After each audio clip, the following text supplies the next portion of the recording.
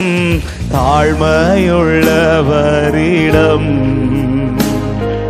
தங்கிடுதே கிருபை. தாழ்மையுள்ளவரிடம் தங்கிடுதே கிருபை.